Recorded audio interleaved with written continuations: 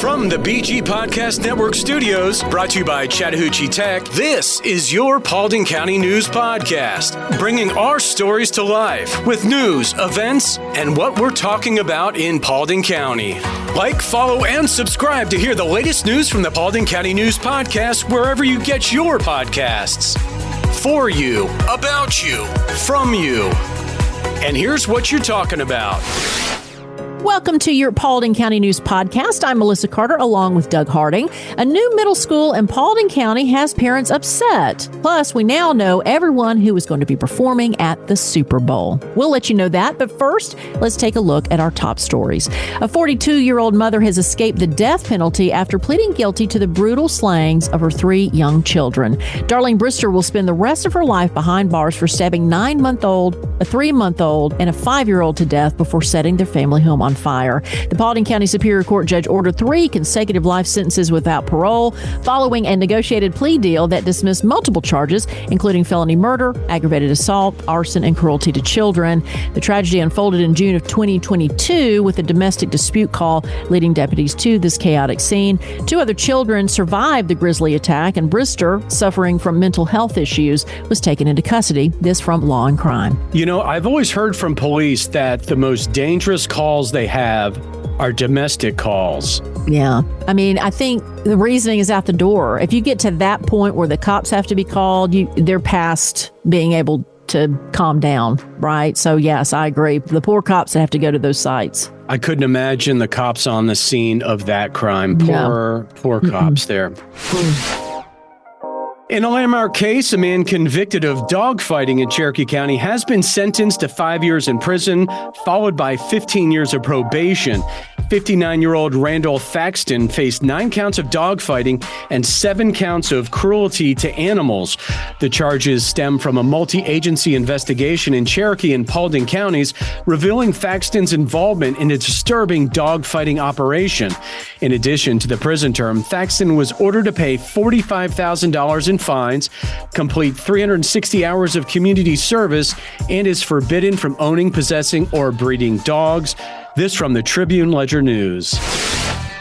In a major identity theft operation, federal prosecutors have sentenced 3 individuals for stealing a staggering $6 million from the federal government.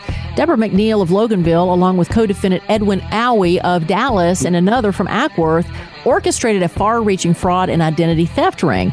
U.S. Attorney Ryan Buchanan expressed concern over the exploitation of government programs meant for COVID-19 relief. The trio used stolen identities to access unemployment benefits, economic impact payments, federal income tax refunds, and small business administration loans from 21 states between January and October of 2020. The IRS criminal investigation called them, quote, convicted criminals, causing great stress on their victims. Owie faces 4 years and 8 months. This from WGAU. We had another frigid night last night. So, Doug, what does the weather look like for Paulding County this week? All right, so we're going to get above freezing today with sunshine, high of 40 and low of 23. It's going to get warmer and sunny on Monday, high of 49 and a low of 35.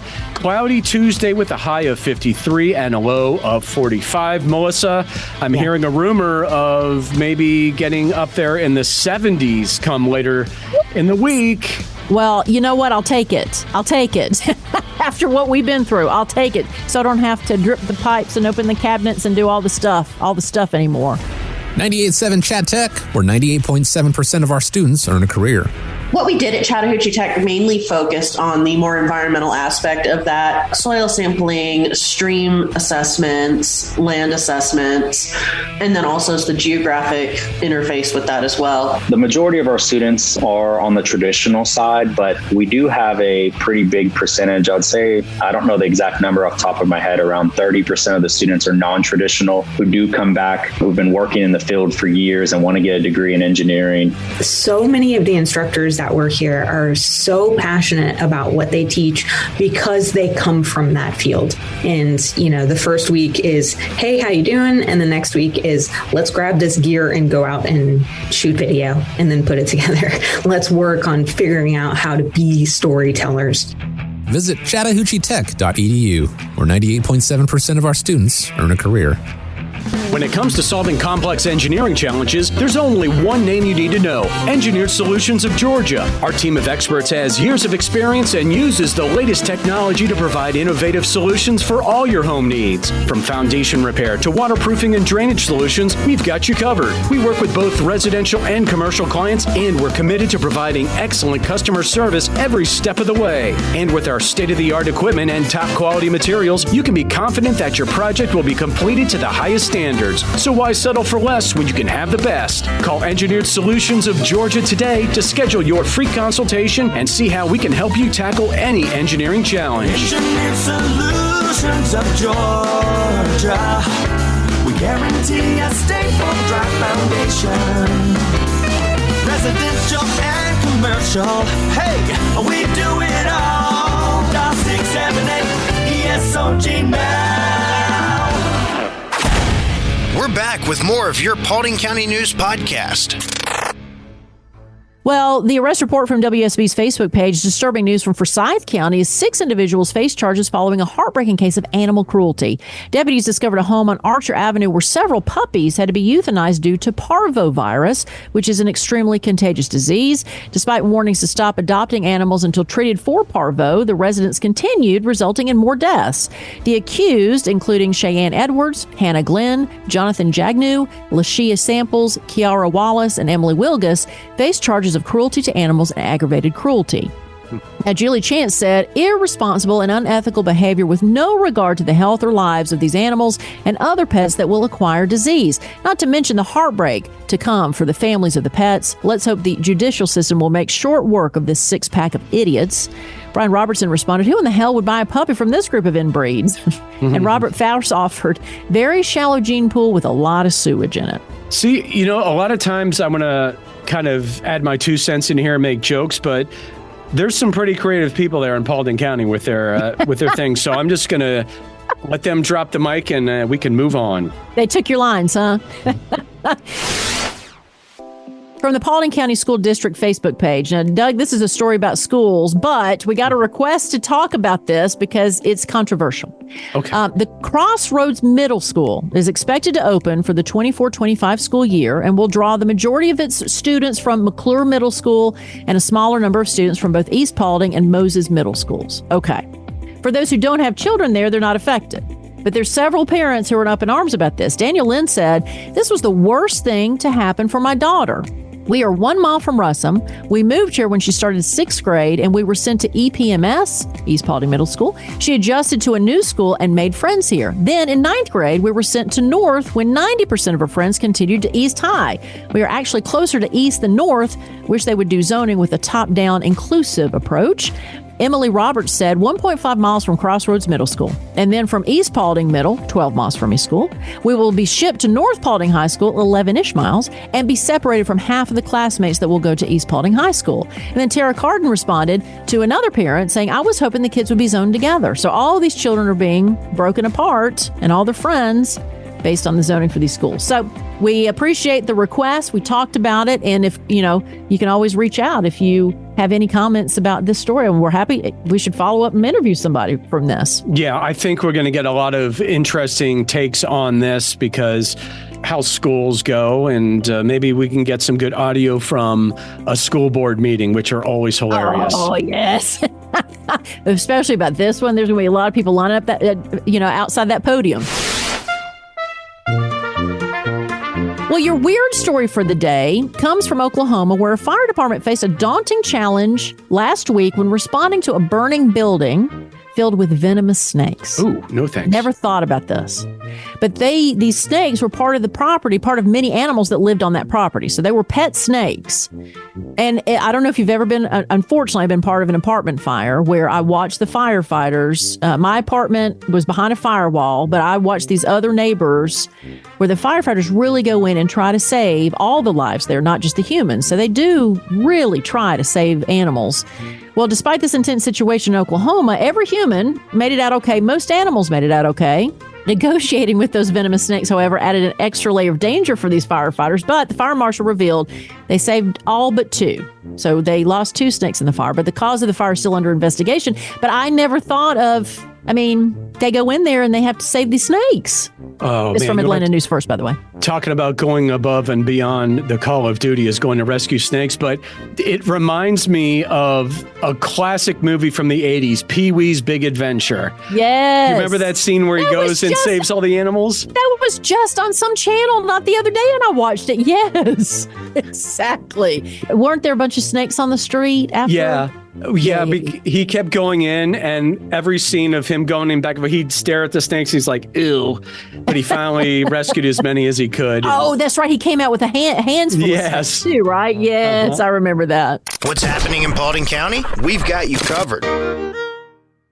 All right, so some events today at 10 a.m. Free Women's Self-Defense and Violence Prevention Seminar at Rolling Panda Brazilian Jiu-Jitsu in Hiram. Tomorrow, 10 a.m. to noon, Grief Share at Dallas First United Methodist Church. And looking ahead towards Thursday at noon, Industry Roundtable, home-based businesses at the Paulding Chamber of Commerce. Do you or someone you know own a firearm? However, you may not be up to date on cleaning, on safety regulations, and you want to learn more about it. Well, the Paulding County Sheriff's Office has a gun safety class, and Lieutenant Ashley Henson is about to join us. He's the Public Information Officer at the Paulding County Sheriff's Office to talk about this class and why gun safety is so important. Angie Chavez is an experienced real estate agent serving Paulding, Cobb, and other counties in Georgia for 24 years. She is dedicated to serving her clients and has extensive knowledge of the West Georgia real estate market. Angie has won numerous awards for her sales production and is a $1 million member of the National Board of Realtors. She specializes in new home construction and is an accredited buyer agent. Angie is also passionate about giving back and supporting military, veterans, teachers, and public servants. Whether buying or selling, Angie Chavez with Atlanta Communities is the right choice. Call her today at 404-401-0739 or visit her website at angiechavez.atlcommunities.com. Hey, unlike others, Angie will call you back if you don't reach her the first time. That's 404-401-0739. Don't forget to like, follow, and subscribe to the Paulding County News Podcast wherever you get your podcasts. All of our feature interview pieces here on the Paulding County News Podcast are presented by Credit Union of Georgia. Let's meet some of the interesting people in our neighborhood. We are joined by Lieutenant Ashley Henson, the Public Information Officer at the Paulding County Sheriff's Office. Lieutenant Henson, thank you so much for joining the podcast again. Oh, good morning. Thank you for having me, and looking forward to chatting with you guys today. Yeah, so this is the first time that Lieutenant Henson and I have met, so it's a pleasure meeting you. One of the reasons I wanted to bring you back on the podcast is because of gun safety. I noticed that a lot of stories that we've been sharing lately have to do with gun violence. I have a 9-year-old son, and I'm teaching him the difference, of course, between toy guns and Nerf guns and video games and the real thing. And I had the pleasure of being the daughter of an Army officer who was also a sharpshooter. And so I lived in a house of gun safety instruction. I was able to take apart a pistol, clean it, put it back together like it was like serious education. But I noticed that a lot of people don't have that same discipline. And so I was hoping maybe you could talk a little bit from your perspective as a police officer and also about the gun safety course that you offer in Paulding County. Yeah, absolutely. So, one of the things that we've seen and that I've seen in law enforcement is that a lot of people think that they know about guns. And I'm a firearms instructor, former SWAT sniper, so I have a pretty good understanding of firearms and the capabilities. And having done this job a little over 21 years, I've seen a lot of people who have been accidentally shot while they were cleaning their guns. And I'm using air quotes when I say that. The problem is that these people that know that they think they know what they're talking about and what they're doing, in actuality, they don't. The number one rule of firearm safety, and I tell my kids this all the time, I've got 2 teenage boys, I taught them kind of the way that your father taught you. The number one rule of firearm safety is muzzle control. Where the muzzle of that weapon is pointed is where something bad is going to happen. And so always treat that gun as if it's loaded. Never, ever, even if you know it's unloaded, never, ever point that gun at anybody or anything that you don't intend to destroy. I think if people would take a healthy dose of that muzzle control, it would stop a lot of bad things from happening. If you don't ever point that gun at anything you don't intend to destroy, then the likelihood of something bad happening decreases significantly. And so that's the first thing you want to make sure people understand. Don't point that weapon at anything. and keep your finger off the trigger. When you index your trigger finger, that means you put your trigger finger on the side of the weapon and you don't put your finger on the trigger until you're on target and ready to fire. And so a lot of people don't understand that. I see people that come out to this class particularly, and as soon as they get the gun out, they put their finger on the trigger. That's not what we encourage. We want you to go ahead and get your sights aligned and get on target before you even put your finger on the trigger. The Citizen Handgun Safety class is something we've been doing for quite some time, and I've taught it since its inception, or helped teach it since its inception, rather.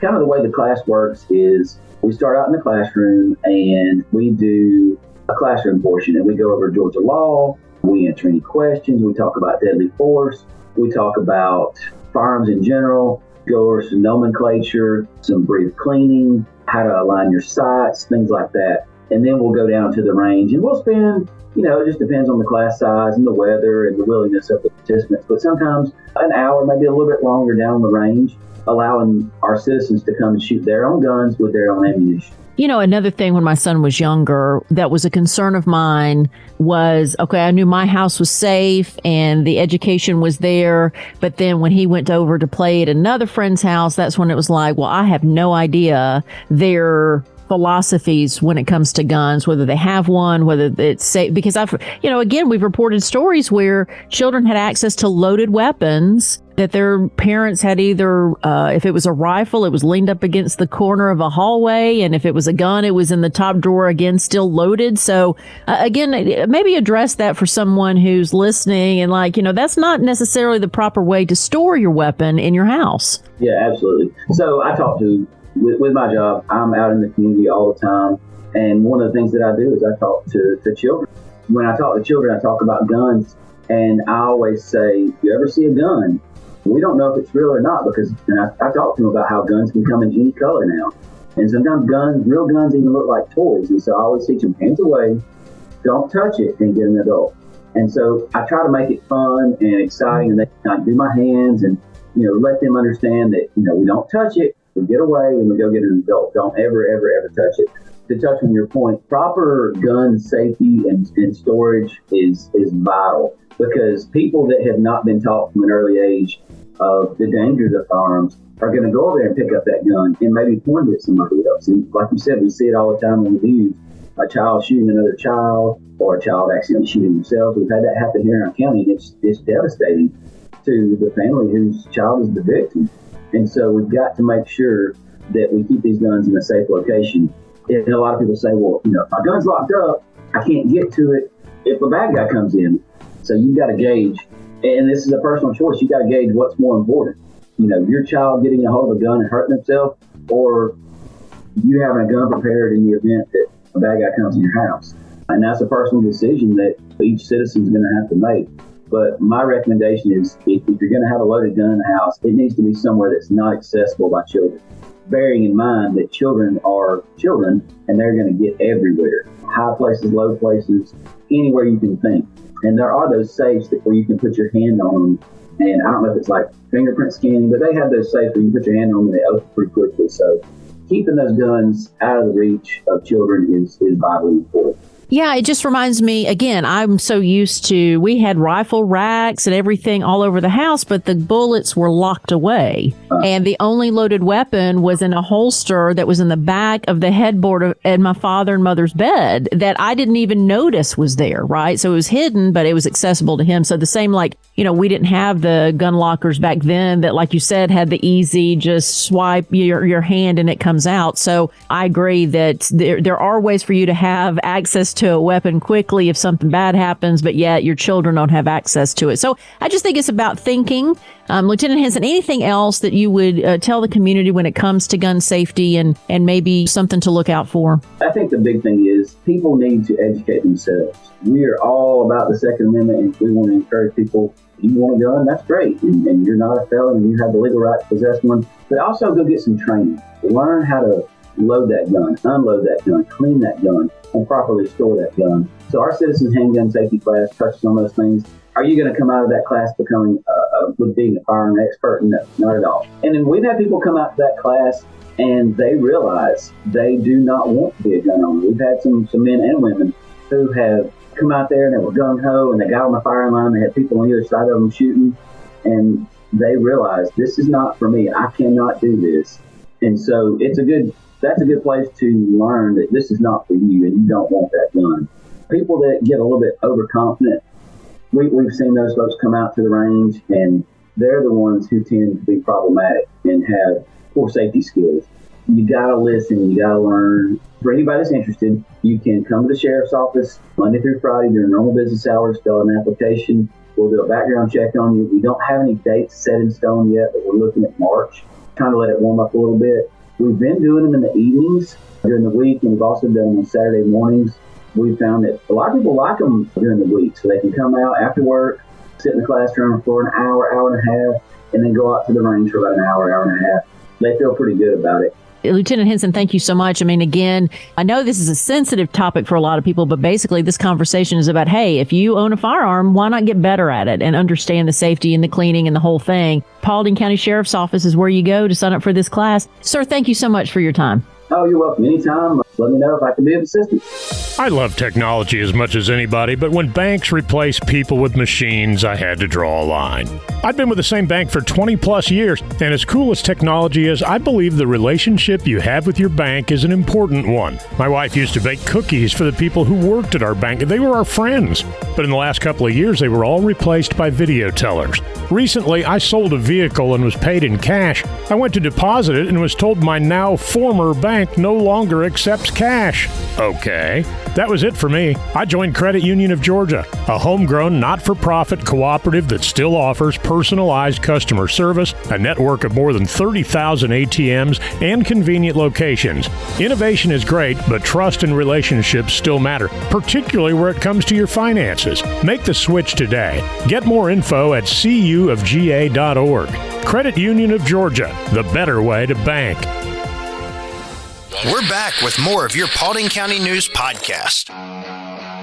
If you love to be in dramatic places, people were at the right place at the right time for this next story. Okay. But if you're somebody that's uncomfortable by drama, you probably sneaked away. It was a chaotic scene at Hartsfield-Jackson International Airport last weekend. A young woman was fired from her job at a coffee shop near Gate D9 after a heated argument over espresso shots, and it turned violent. Uh-oh. According to police reports, at least 2 managers had to intervene, preventing the woman from attacking a coworker. The incident escalated as she grabbed a chair, attempting to throw it before being stopped by a manager. The entire ordeal, of course, was captured on video. Everybody's got their cameras ready, and has since gone viral, amassing over 1.5 million views at the time of this podcast. In the video, the employee is seen grappling with coworkers, slapping one, and even vaulting over the service counter. She left before the police arrived, and employees confirmed that she had been fired. As of now, it remains unclear if charges will be filed in connection with this incident, but I'm just imagining I'm trying to get to my gate, and I see this drama unfold at the coffee shop. This from Atlanta News First.